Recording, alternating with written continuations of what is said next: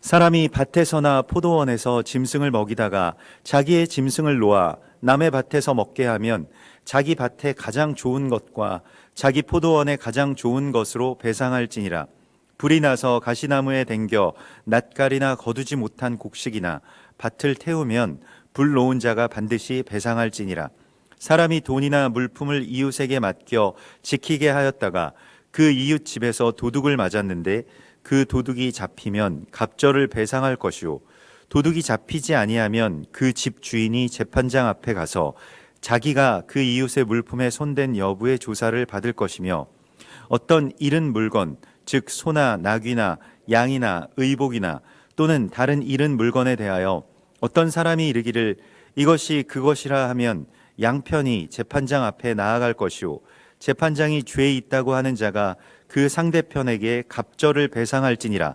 사람이 나귀나 소나 양이나 다른 짐승을 이웃에게 맡겨 지키게 하였다가 죽거나 상하거나 끌려가도 본 사람이 없으면 두 사람 사이에 맡은 자가 이웃의 것에 손을 대지 아니하였다고 여호와께 맹세할 것이요, 그 임자는 그대로 믿을 것이며 그 사람은 배상하지 아니하려니와, 만일 자기에게서 도둑 맞았으면 그 임자에게 배상할 것이며 만일 찢겼으면 그것을 가져다가 증언할 것이요, 그 찢긴 것에 대하여 배상하지 아니할지니라.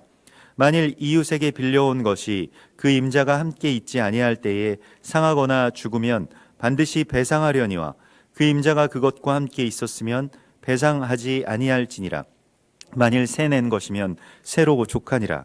사람이 약혼하지 아니한 처녀를 꾀어 동침하였으면 납폐금을 주고 아내로 삼을 것이요, 만일 처녀의 아버지가 딸을 그에게 주기를 거절하면 그는 처녀에게 납폐금으로 돈을 낼지니라. 너는 무당을 살려두지 말라. 짐승과 행음하는 자는 반드시 죽일지니라. 여호와 외에 다른 신에게 제사를 드리는 자는 멸할지니라. 너는 이방 나그네를 압제하지 말며 그들을 학대하지 말라. 너희도 애굽 땅에서 나그네였음이라. 너는 과부나 고아를 해롭게 하지 말라. 내가 만일 그들을 해롭게 함으로 그들이 내게 부르짖으면 내가 반드시 그 부르짖음을 들으리라.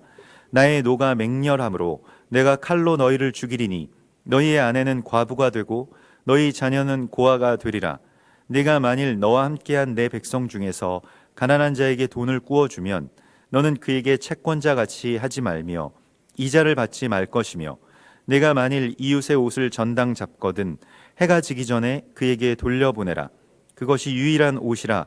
그것이 그의 알몸을 가릴 옷인즉 그가 무엇을 입고 자겠느냐. 그가 내게 부르짖으면 내가 들으리니 나는 자비로운 자임이니라. 아멘. 이번 주에 이 토라포션 미슈파 팀을 통해서 하나님께서는 우리에게 하늘의 법을 알려주십니다.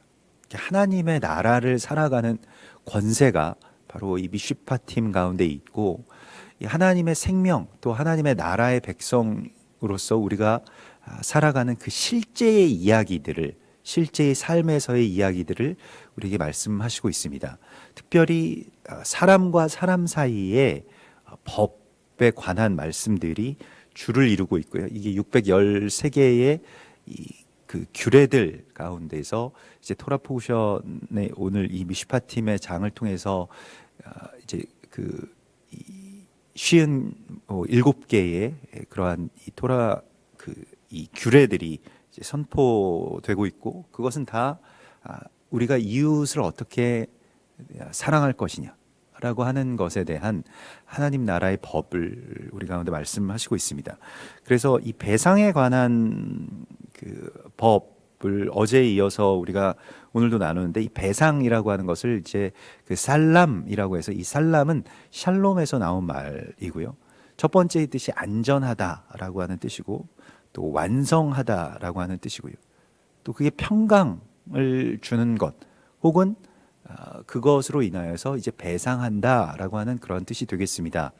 그래서 누군가에게 이제 그 해를 입혔거나 아니면 누구의 것을 도둑질했거나 빼앗은 것이 있으면 그것을 뭐 2배든 혹은 4배든 그렇게 갚으라라고 말씀을 하시는 주님의 법이 그냥 일반적인 우리의 뭐 어떤 형법에 그 타인의 어떤 재물을 그렇게 손해 보게 했을 때 거기에 대한 처벌법을 넘어서서 주님께서는 우리에게 우리가 갚음을 통해서 이루어지는 평안에 대해서 말씀을 하시고 있습니다. 이것은 조금 다른 개념이라고 할 수가 있겠는데요. 그러니까 일반적인 처벌법이라기보다는 이 말씀을 통해서 우리가 우리의 갚음을 통해서 이 평화를 세워 나가는 그 지점을 우리에게 알게 하십니다. 에베소서 2장 14절에 보면 그는 우리의 화평이신지라, 그게 바로 우리 샬롬이시라고 하는 것이죠. 둘로 하나를 만드사 원수된 것 곧 중간에 막힌 담을 자기 육체로 허시고 법조문으로 된 계명의 율법을 폐하셨으니 이는 이 둘로 자기 안에서 한 새 사람을 지어 화평하게 하시고, 이렇게 말씀을 하십니다. 이 법조문으로 된 계명이라고 하는 것은 계명이 실제로 법조문이 아니라 사랑의 법이라고 하는 것을 세우셨다는 말씀입니다. 그 계명을 완전하게 폐하셨다고 성경에서 말씀하고 있지 않고 계명을 완성하셨다고 말씀을 하시고 있는 것이죠. 그러면 이 법 조문으로 된 계명을 폐하시고 하나님께서, 예수와께서 우리에게 세우신 그 참된 계명은 무엇일까요? 원수되게 했던 것, 그 원수되게 하는 많은 것 가운데 하나가 나의 것을 빼앗아가거나 혹은 누군가가 나의 것을 도둑질해 갔다, 이렇게 될 때 원수될 것입니다. 이것을 주님께서 우리에게 보상해 주시지만 또한 우리도 서로에 대하여서 이것을 갚음으로써 참된 평강을 이루라고 주께서 말씀을 하시고 있습니다. 그래서 어제도 나눴던 것과 같이 이 누가복음 19장에서 삭개오가 예수와를 만난 이후에 예수께서 정말 삭개오를 알아보시고 삭개오에게 들어가시겠다라고 하셨을 때에 삭개오 안에서 터져나온 반응이 바로 이것입니다. 내 소유의 절반을 가난한 자들에게 주겠고 누구의 것을 속여 빼앗은 일이 있으면 내 갑절을 갚겠습니다 라고 했을 때 예수님께서는 오늘 구원이 이 집에 이르렀다, 이렇게 말씀하시죠. 그럼 구원이라고 하는 것이 무엇이냐?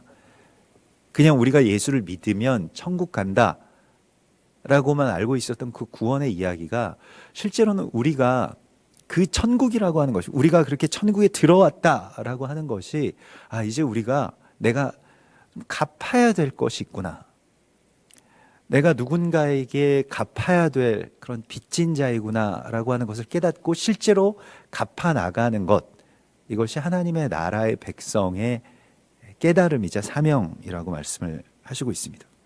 그래서 우리가 주님 만나게 되는 순간에 정말 자기 것만 지키고 자기 방어적으로 그렇게 살던 삭개오와 같은 우리가 무너지고 더 많이 갖고 더 움켜쥐려고 하는 그 욕망의 애굽, 욕망의 미tz라임으로부터 우리가 출애굽해서 거룩한 하나님의 백성, 거룩한 주님의 자유자로서 살아가는 법을 우리에게 세워주시고 있습니다. 로마서 15장 27절에 보면 저희가 기뻐서 하였거니와 또한 저희는 그들에게 빚진 자니 만일 이방인들이 그들의 영적인 것을 나누어 가졌으면 육적인 것으로 그들을 섬기는 것이 마땅하니라, 이렇게 말씀을 하십니다.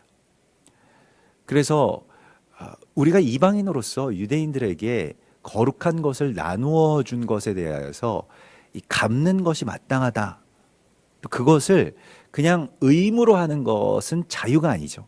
기쁨으로 하는 것, 삭개오처럼 자발적으로 기쁨으로 하는 것이 자유이고 사랑인데, 이것은 그러면 그렇게 사랑을 베푸는 것에 대해서 우리가 그것을 베풀 때에 내가 이걸 이만큼 베풀었으니까 당신도 거기에 대해서 나에게 대가를 지불해야 된다, 이러한 관계로 하지 말고 빚진 자의 심정으로 내가 마땅히 갚아야 될 것을 지금 갚고 있는 중입니다 라고 할 때에 그때 더 큰 기쁨이 있다는 거예요. 사실은 거기에서 자유가 있는 것입니다. 많은 글쎄요, 사랑이 많은 분들이 좀 상처가 많은 것 같아요. 자기가 많이 사랑을 베풀었음에도 불구하고 그 사랑에 대한 보답이 대부분 다 초라한 경우가 많지 않겠습니까? 그래서 자기 많이 사랑을 베풀었는데 거기에 대한 보상이 적절하게 이루어지지 않을 때 우리가 상처를 받게 되죠. 근데 그렇게 사랑을 베풀지 말라고 말씀하십니다. 기뻐서 내가 거기에 대한 아주 거룩한 것을 나누어 가진 것에 대한 빚진 자의 마음으로 그것을 하라라고 말씀을 하시고 있습니다. 우리가 오늘날 이제 이스라엘을 사랑하고 또 한 세 사람을 이루는 데에 있어서의 어떤 한 지혜를 우리에게 보여주시는데요. 사실 뭐 안타깝게도 사실 이스라엘을 이 사랑하고 또 이스라엘에게 우리가 빚진 자의 마음으로 그것을 갚아나가는 것에 대하여서 많은 분들이 이제 호기롭게 시작하다가도 이제 별로 이렇게 많이 내가 베푼 사랑에 비해서 별로 이렇게 어떤 감사의 표시도 없는 것 같고 또 거기에 대하여서 오히려 내가 무시당하는 것 같은 그런 느낌도 들고 뭐 이러한 것이 이제 이스라엘 사역하면서 이 겪게 되는 어떤 이 막힌 담 가운데 하나입니다. 뭐 대적의 분노는 말할 것도 없고요. 이제 그러한 관계 가운데서 우리가 거룩한 것을 그들에게서 말씀을 나누어 가지고 또 그들에게서 많은 어떤 순교자들의 피로 말미암아서 대부분의 이 유대인 사역자들이 순교하지 않았습니까? 초대교회로부터 시작되어서 그러한 피의 유업으로 우리가 지금 살았다라고 하는 것에 대한 이 어떤 값진 이 수혜를 받았음을 우리가 깨달은다면 이제 그것을 우리가 온전하게 갚겠다라고 하는 생각 가운데서 사랑을 하겠죠. 이때에만 사랑의 자유가 있습니다. 그러니까 내가 이 사랑의 빚을 갚는 것입니다. 더 나아가서 누군가에게 내가 빚진 것이 없다고 할지라도 우리가 하나님께 다 빚을 졌잖아요. 은혜의 빚을 지고 살아가지 않습니까? 정말로 벌레 같은 나를 구원하시고 살려주신 그 하나님의 은혜의 법을 사람들에게 갚으라고 하나님께서 그렇게 말씀을 하시죠. 그러므로 보상에 관한 법령은 사람들이 어떻게 화평하게 살 것인지에 대한 화평의 선언이고 또한 하나님의 지혜라고 할 수가 있을 것입니다. 또한 도둑질한 것에 대해서 뭐 당연히 갚아야 된다라고 하는 것은 오늘날의 어떤 뭐 형법에서도 그렇게 정하고 있는 그런 법이겠습니다만은 도둑이 잡히지 아니하면 집주인이 그 재판장 앞에 가서 그가 이웃의 물품에 손댄 여부의 조사를 받을 것이며 또 받으면서 어떤 잃은 물건에 대하여서 재판장 앞으로 나아가서 판결을 받으라라고 말씀을 하시고 있습니다. 그래서 재판장이 누군가의 것을 도둑질한 것에 대해서 판결을 하면 그것을 갚아야 된다라고 말씀을 하시고 있습니다. 배상의 판결을 받게 되는 것. 거기에 대하여서 우리가 성경에서 몇 번의 장면 가운데서 만나게 되는데 마태복음 18장 27절에서 이 만달란트 빚진 자와 또 뭐 100데나리온 빚진 자의 이야기들이 나오죠. 그래서 내가 그 주인이 불쌍히 여겨 놓아보내며 그 빚을 탕감해 주었더니 내가 너를 불쌍히 여김과 같이 너도 내 동료를 불쌍히 여김이 마땅하지 아니하냐. 그러니까 주인이 우리 가운데 탕감해 주신 것, 우리 구주께서 우리의 죄값을 탕감해 주신 것에 대하여서도 너희가 마땅히 탕감해 주어야 마땅하지 아니하냐. 사실 일반적인 어떤 상식이기도 하고 이것이 우리의 죄를 탕감해 주신 우리 구주의 뜻이기도 합니다. 그래서 야고보서 5장 9절에서 형제들아 서로 원망하지 말라. 그리하여야 심판을 면하리라. 이렇게 말씀을 하시죠. 보라 심판주가 문 밖에 서 계시니라.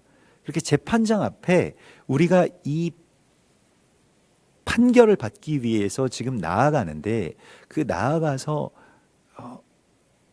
내가 갚지 못한 것에 대한 판결을 받지 않기 위하여서 누군가가 나에게 죄를 지었다고 할지라도 또 원망할 만한 어떤 그런 일들이 생겼다고 할지라도 그를 원망하지 말라라고 말씀을 하십니다. 사실 이 빚진 자의 마음을 회복하는 것이 우리에게 있어서 뭐 어떻게 보면 이 은혜에 대한 염치를 회복하는 것이 중요한데요. 이 은혜에 대한 염치가 있는 사람들이 자유자입니다. 그냥 뭐 멸시하는 것은 아닙니다만 그냥 어떤 거지라고 한다면 나를 마땅히 받아야 되고 이 모든 걸 그냥 다 받는 게 마땅하고 그리고 난 갚을 것이 아무것도 없다. 이러한 어떤 영적인 은혜에 대한 이 거지가 되어서는 안 되겠죠. 우리가 온전하게 이것에 대해서 갚아야 되겠습니다라고 하는 이 빚진 자의 심정을 회복하게 되면 내가 누구를 판단할 수 있는 그런 권세도 나에게 없고 내가 누구를 원망할 만한 그런 처지도 아니라고 하는 것을 늘 알게 되죠. 그러니까 그 바울의 그 일체의 비결이 저는 여기에서 왔다고 생각이 됩니다. 나는 죄인 중에 괴수입니다 라고 하는 것에 대해서요. 바울처럼 그렇게 어찌 보면 아주 그 성격이 강직하고 아주 강했던 그런 사람이 그런 핍박들과 멸시와 천대를 견딜 수 있었던 것은 나도 예수 믿는 자들을 핍박했던 자입니다. 내가 그 앞에 섰던 자입니다. 내가 스데반이 죽을 때에 그들의 겉옷을 맡았던 자입니다 라고 하는 그 빚진 자의 마음이 있기 때문에 그런 많은 이 순환들을 견뎌내지 않았겠습니까? 우리에게도 이 빚진 자의 마음이 좀 그런 어떤 영적인 염치가 좀 회복되어야 할 것입니다. 그래서 그것이 회복되면 자연스럽게 원망이 해결되고요. 또 그것이 회복되는 가운데서 우리 가운데 참된 자유가 있는 것이죠. 로마서 8장 12절에서는 그러므로 형제들아 우리가 빚진 자로 돼 육신에게 져서 육신대로 살 것이 아니니라. 그러니까 우리가 빚진 자인데 우리가 정말 잘 사는 것, 육신대로 사는 것이 아니라 하나님의 영과 하나님의 법으로 사는 것을 통해서 이 빚을 갚아나가라고 말씀을 하시고 있습니다. 그래서 우리가 이러한 이 빚을 갚으면서 이 배상을 통한 이 샬롬을 세워나가는 것, 그 화평을 세워나가는 법에 대해서 주께서 우리에게 말씀을 하십니다. 그리고 16절에 보면 사람이 약혼하지 아니하는 처녀를 꾀어서 동침하였으면 납폐금을 주고 아내를 삼을 것이라 라고 말씀을 하시고 있는데요. 결혼을 하는 데 있어서 이 마하르라고 하는 결혼 지참금을 주어야 된다라고 하는 것, 이것도 일종의 이 배상과 이 비슷한 관계라고 말씀을 하시고 있습니다. 그래서 이 주님께서 우리에게 이 결혼의 납폐금을 준다라고 하는 것에 대해서 좀 알기를 원하십니다. 그러니까 우리가 결혼을 하는 데 있어서 글쎄요, 오늘날에는 그러한 것들이 다른 것들로 녹아 있을지는 모르겠습니다만은 이스라엘의 그 결혼법은 그 신부의 아버지에게 신랑 될 사람이 가서 결혼 이 납폐금, 이 마하르라고 하는 것을 이제 주고 이 신부를 데리고 오는 것으로 그렇게 되어 있습니다. 예수께서 이 땅의 우리들을 또 이 땅의 교회를 신부 삼기 위하셔서 그 납폐금을 아버지이신 하나님께 이렇게 올려드렸죠. 자기의 생명을 그렇게 올려드리고, 그리고 주님께서 요한복음 14장 2절에서 내가 너희를 위하여 거처를 예비하러 가노니 이렇게 말씀을 하시는데, 그 거처를 예비하러 간다라고 하실 때의 그 이야기는 우리와 이제 약혼했다는 것입니다. 약혼하셔서 이제 약혼하신 이후에 이 납폐금을 그 아버지에게 주고요. 그리고 또 하나 해야 될 것이 있는데 그 살 집을 이제 마련하는 것이었습니다. 이제 그게 완성이 되면 이제 이 아내를 데리러 이제 오게 될 것이고요. 그래서 지금 주님께서 우리의 거처를 예비하시고 있는 중이시죠. 우리가 그 본향을 향해서 이제 나아가게 될 것에 대한 이 언약을 우리에게 말씀을 하시고 있고요. 또한 우리가 연합을 위해서 지불해야 될 대가가 있다라고 하는 것을 분명히 말씀을 하십니다. 우리가 뭐 부부의 관계를 넘어서서 이 결혼이라고 하는 것이 예수와 우리와의 관계에서도 예수께서 그렇게 당신 자신의 모든 삶과 생명을 결혼 납폐금으로 내셨던 것과 같이 우리에게 있어서도 연합을 이루기 위해서는 그냥 뭐 좋은 게 좋은 것이고 그냥 동등한 관계에서 아무 손해 없이 연합을 할 수 있다라고 생각하는 것은 잘못된 그러한 그 판단입니다. 그래서 우리가 대가를 지불하고 신부를 말하자면 얻게 되는 것과 같이 너무 신부를 사랑한 나머지 그 하몰의 추장이의 아들인 그 세겜은 자기가 할례를 받고 자기가 그 모든 것을 정말로 당신들에게 다 내겠습니다라는 그런 고백을 하지 않습니까? 연합을 위해서는 이러한 고백이 있어야 됩니다. 세겜 땅이 그래서 그러한 이 고백이 녹아져 있는 땅이기 때문에 귀한 것이고요. 그래서 그 세겜 땅의 회복을 통해서 하나님께서는 우리에게도 그 예배의 문을 열어주셨죠. 그러면서 이제 쭉 그 규례들이 나오면서 또 이 하나님을 사랑하는 법에 대하여서는 18절부터 너는 무당을 살려두지 말라 이렇게 말씀을 하십니다. 그래서 우리가 이 신부로서 주님 앞에 정결하게 되는 삶에 대해서 말씀을 하시고 있고 또한 이 하나님을 사랑하는 법에 대하여서는 이 사람들의 어떤 그 귀신을 통해서 사실 뭐 점을 치면 물론 뭐 점이 뭐 대부분은 다 맞지 않고 그냥 뭐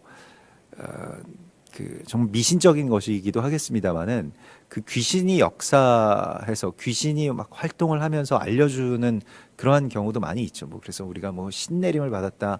여기 우리 석성산에도 가끔 이제 올라가다 보면 그렇게 신내림 받기 위해서 이렇게 운막 같은 거를 지어놓고 사당을 만들어놓고 이런 광경들도 이제 보는데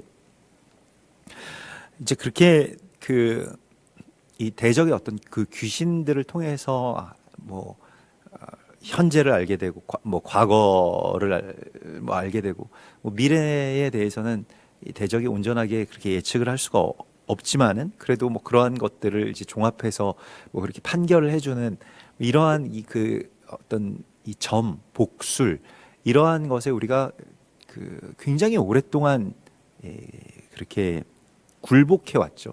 그래서 뭐 오늘날의 사람들도 또 뭐 심지어는 성도들도 이제 이러한 일들을 하곤 하는데요.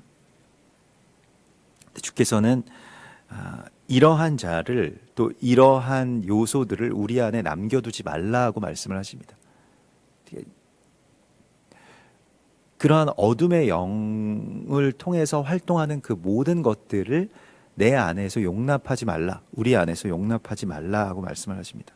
그래서 이것은 아주 단호해야 되는데요.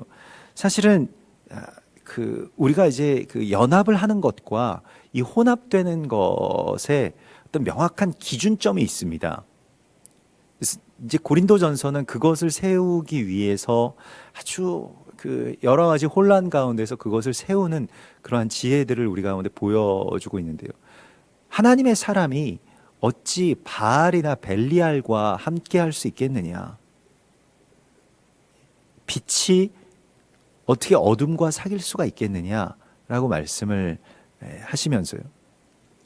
사실 우리가 이 어둠 가운데 빛을 비추어야 될 사람인 것은 맞습니다. 그래서 빛과 어둠을 완전히 이렇게 분리시키는 것은 아닙니다만은 그러나 어둠이 이끄는 대로 빛이 가서 거기에서 그들과 같이 행음하게 되는 것에 대하여서 이 우상 숭배는 특별히 음란한 것과 깊은 관계가 있습니다. 그래서 거의 대부분의 이 무당촌들과 또 집창촌들이 이제 같이 있는 것을 보게 되죠. 같은 지역에 있지 않습니까? 그 영이 이제 같이 활동하기 때문에 그러한데요. 그래서 모든 우상을 숭배하는 것, 또 하나님 외에 다른 것에 제사를 드리는 자는 멸하라라고 말씀을 하시고 있습니다. 이것이 이제 공존할 수 있다라고 생각을 하고 그냥 이러한 것들의 어떤 풍습이나 문화를 그대로 남겨두게 되면 굉장히 많이 변질된 그런 이상한 그 하나님을 사람들이 만들어가게 됩니다. 그래서 남미 같은 경우, 남미 카톨릭 국가들 가보면 마리아나 그리스도 예수와의 그런 얼굴을 굉장히 어떤 조악한 그런 그 그림들로 그저 자기들 사업장이든 아니면 집 앞이든 거리든 이렇게 붙여놓고 뭐 촛불을 켜고 거기 향을 피우고 이렇게 어떤 그 복을 구하는 어떤 그런 장면들을 보게 되는데요. 그러면서 또 그 오래된 뭐 이 남미 원주민부터 시작되는 이 오래된 어떤 우상 숭배의 전통들과 맞물려 있는 조금 굉장히 미신을 굉장히 미신적인 어떤 그런 요소들을 그냥 그대로 많이 가지고 온 그런 이상한 종교들을 이제 보게 됩니다. 그러면서 이제 하나님을 믿는다라고 이야기를 하는데 그렇게 섞이도록 내버려 두지 말라고 주께서 말씀을 하시고 있습니다. 그래서 이러한 것들에 대하여서 우리 안에서도 이 거룩에 대한 재정렬이 필요하고 정비가 필요합니다. 왜냐하면 주의 신부가 되기 위해서는 이전의 것들을 우리가 다 정리해야 되는데요. 만약에 어떤 그 신부가 뭐 우리의 뭐 아내로 혹은 뭐 우리의 며느리로 들어오게 되었는데 예전에 어떤 삶을 정리할 생각이 전혀 없고 그냥 나는 뭐 다 같이 잘 살 수 있다고 생각한다라고 한다면 굉장히 끔찍한 그런 이야기가 되겠죠. 정말로 뭐 막장이라고 하는 말이 어울릴 법한 그런 이야기가 되겠는데 사람이 이 다른 귀신이나 다른 영에게 굴복하고 그 앞에서 절하고 제사한다라고 하는 것에 대해서 쉽게 생각하지 말라고 말씀을 하십니다. 우리가 쉽게 생각한다고 해서 하나님께서 가볍게 여기시는 것이 아니라고 말씀을 하시고 있죠. 하나님은 질투하는 하나님이십니다. 하나님 외에 다른 신들이 그 사이에 있는 것을 견디지 못하십니다. 왜냐하면 우리를 너무 사랑하시기 때문에 그러한 것들이 그런 거짓된 영들이 하나님과 우리 사이에 개입하는 것을 그대로 내버려 두지 말라고 말씀을 하십니다. 그래서 온전하게 하나님만을 사랑하는 법에 대해서 말씀을 하시고요. 그래서 오늘 너는 이방 나그네들을 압제하지 말며 그들을 학대하지 말라. 너희도 애굽 땅에서 나그네였음이라라고 하는 이 귀한 어떤 사랑의 법이 이제 선포되고 있습니다. 그래서 이게 이제 배상의 법의 어떤 결론이라고 할 수가 있겠는데요. 우리도 애굽 땅에서 종되었던 곳에서 하나님께서 우리를 놓아주시지 않았냐. 우리가 이 두 가지의 갈래가 있습니다. 애굽 땅에서 우리도 그렇게 종 돼봤기 때문에 나 때는 말이야 내가 애굽에서 그 종살이 할 때는 말이야 너희보다 훨씬 더 했어 뭐 이러면서 더 학대할 수도 있겠죠. 일반적으로는 그렇게 합니다. 그러나 애굽 땅에서 종살이 했던 것에 대해서 나를 건져주신 하나님을 보고 종을 풀어주라고 말씀을 하시고요. 이방인들에게도 그들을 학대하거나 또 그들을 못 살게 구는 그러한 많은 일들에 대해서 너희가 받은 만큼 갚아주지 말고 너희가 하나님께 받은 것을 그들에게 갚으라고 그렇게 말씀을 하시고 있습니다. 그래서 이방 나그네들을 사랑하는 것, 그 나그네들을 사랑하는 법이 바로 이 미슈파팀의 법이고요. 또 과부나 고아를 해롭게 하지 말고 또 그 과부나 고아를 돌보아주는 법이 바로 이 미슈파팀의 법입니다. 그러면서 주님께서 23절에서 말씀하신 것은 과부나 고아들이 부르짖는 것을 내가 반드시 그 부르짖음을 듣겠다. 그러니까 하나님께서 누구의 부르짖음을 들으시느냐? 우리가 뭘 더 달라고 하는 그런 부르짖음보다는 이 사회와 세상의 과부와 고아들이 부르짖는 그 원통함의 소리를 들으시고 이제 그게 너무 차오르게 되면 내가 심판을 해야 되나 아니해야 되나 보기 위해서 이제 내려오시는 그런 주님을 보게 됩니다. 그러니까 세상이 약해졌다라고 하는 것은 사람들이 뭐 문란하게 행하고 뭐 이런 걸 다 떠나서 과부와 고아만 보면 됩니다. 어떻게 되고 있는가? 과부와 고아를 어떻게 대우하고 있는가라고 하는 것을 우리가 보아야 되죠. 그 원통한 자들의 부르짖음을 하나님께서 들으신다라고 말씀을 하시기 때문에요. 우리가 이 공동체가 또 이 나라가 그 원통한 자들을 그저 이 내버려 두고 죽게 하지 말라고 말씀을 하십니다. 그래서 지난해에 있었던 그 탈북민 그 모자의 그 아사 사건은 아직도 너무 큰 충격이죠. 자유를 찾아서 문지방을 넘어서 어떻게든 이곳으로 그렇게 왔습니다마는 또한 살지 못하고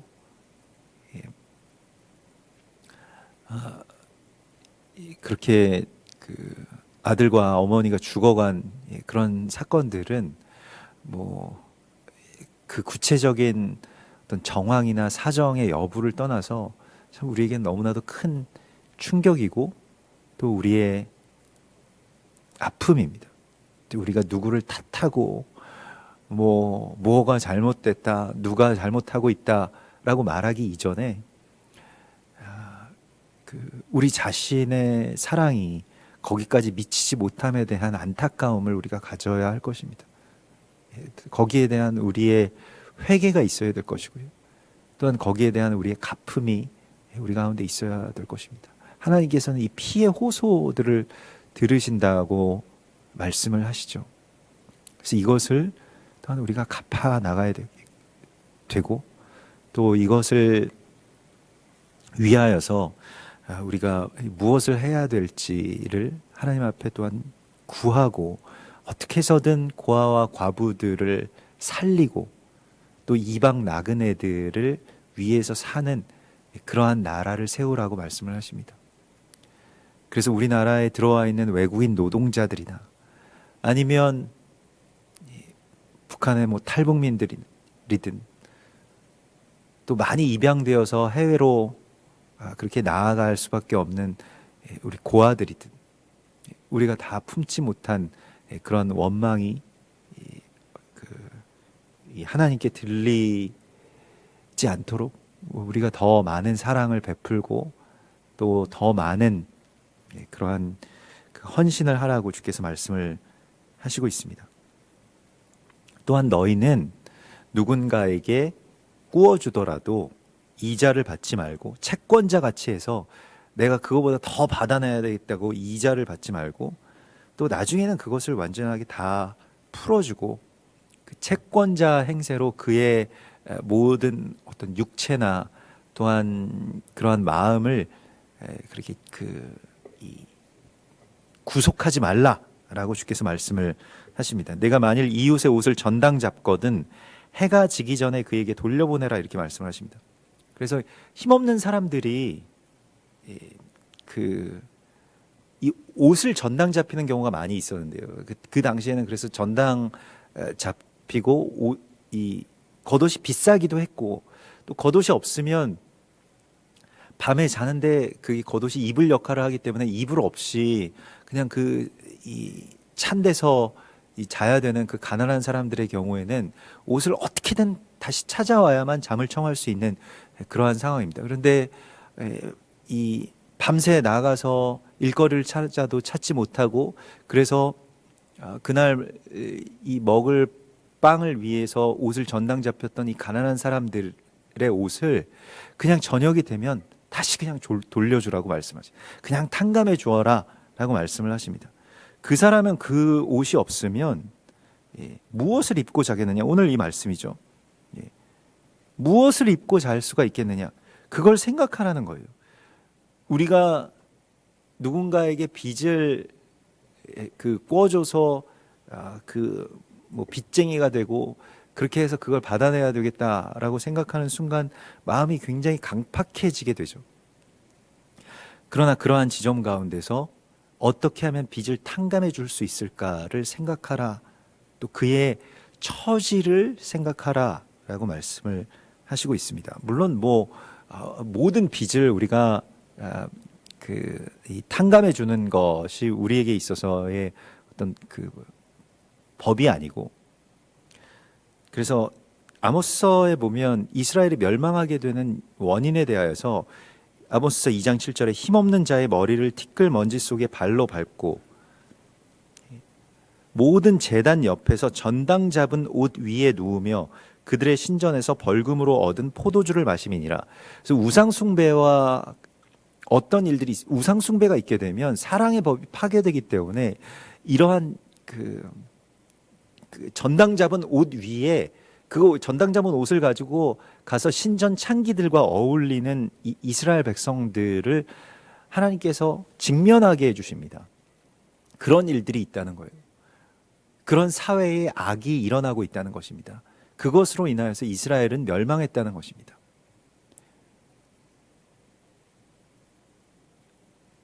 그 당시에 이 고대 이 북이스라엘이 멸망한 이유가 그러한 것이었다고 한다면, 그래서 나라를 잃고 온 세계에 떠돌아야 됐던 그들의 모습을 우리가 성경 안에서 바라본다라고 한다면 우리는 어떻겠습니까? 이 땅에서 그 빚진 자들을 어떻게 대우하고 있는가라고 하는 것에 대하여서 다시 한번 생각하라고 주께서 말씀을 하시고 있습니다. 그리고 나는 누구에게 갚을 것이 없는가? 나는 누구의 것을 탕감해 줄 것이 없는가에 대해서 깊이 생각하고 그것을 탕감해 주는, 또 그것을 갚는 그러한 사랑의 법, 화평의 법을 세워나가는 복된 하나님의 백성이 되라고 주께서 말씀하십니다. 우리 같이 기도하겠습니다. 하늘에 계신 우리 아버지시여, 이름이 거룩히 여김을 받으시오며 나라의 임하옵시며 뜻이 하늘에서 이룬 것 같이 땅에서도 이루어지이다. 오늘날 우리에게 일용할 양식을 주옵시고 우리가 우리에게 죄 지은 자를 사해 준 것 같이 우리 죄를 사하여 주옵시고 우리를 시험에 들게 하지 마옵시며 다만 악에서 구하옵소서. 대개 나라와 권세와 영광이 아버지께 영원히 있사옵나이다.